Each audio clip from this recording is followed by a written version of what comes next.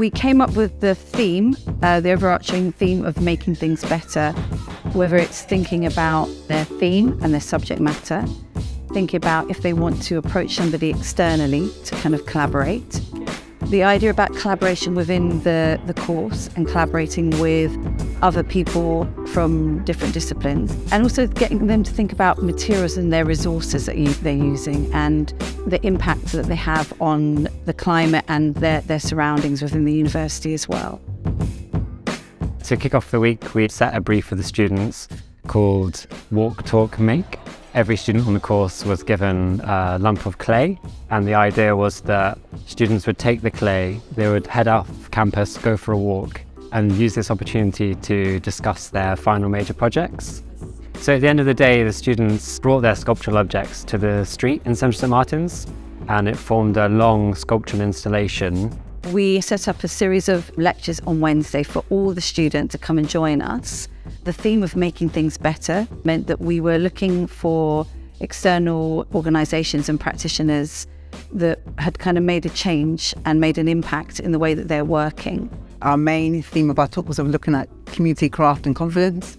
We're really taking students through our journey in terms of setting up the brand, both of our individual journeys, but also the importance of collaboration. I was speaking to the foundation students about my work, about my time starting on the foundation, and how I developed my work in my drawing style. Then I showed them some of the collaborations I've done.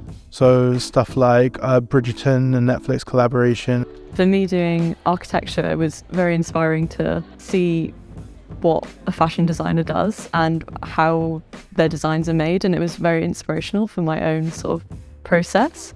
I'm really interested in fabric being used as a material in architecture. I did a workshop with the foundation students inspired by these t-shirts that I did with the Takeover band for COP27.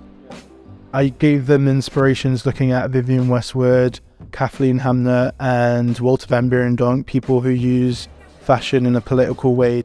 I'm really excited about the workshop because I wanted to integrate the people that we work with in Paris, the refugees, with the students as much as possible. So for the last few weeks, I've been talking and documenting some of their stories. And then I sent those interviews and that documentation to the students last week, and they've been researching and developing that.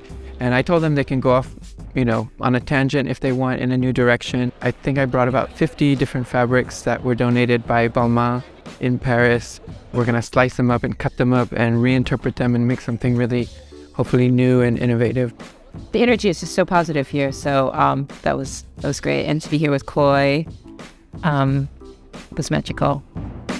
So the workshop I developed is interwoven, and we're exploring neurodiversity and the creative mind. My own research has led me to sort of see those connections between neurodiversity and creative practice. What we've been doing today is discussing all of that, and all of our different versions of how we connect with making. So it's nice hearing that a tutor has dealt with it and someone who has kind of gone through it all already, and it means I can know that there's ways to cope and ways to grow with it. Well, yesterday I introduced myself to the whole foundation for the first time as being climate change advocate. I wasn't really sure how it was going to go down, but the response has been really positive. I've already got some people contacting me about wanting to collaborate on the climate change advocate project, which is really exciting. I think that being on a foundation, I really have learned to consider the ethics and the environmental impact of my work, and Knowledge Exchange Week has really been a week that has implanted that in my creative practice.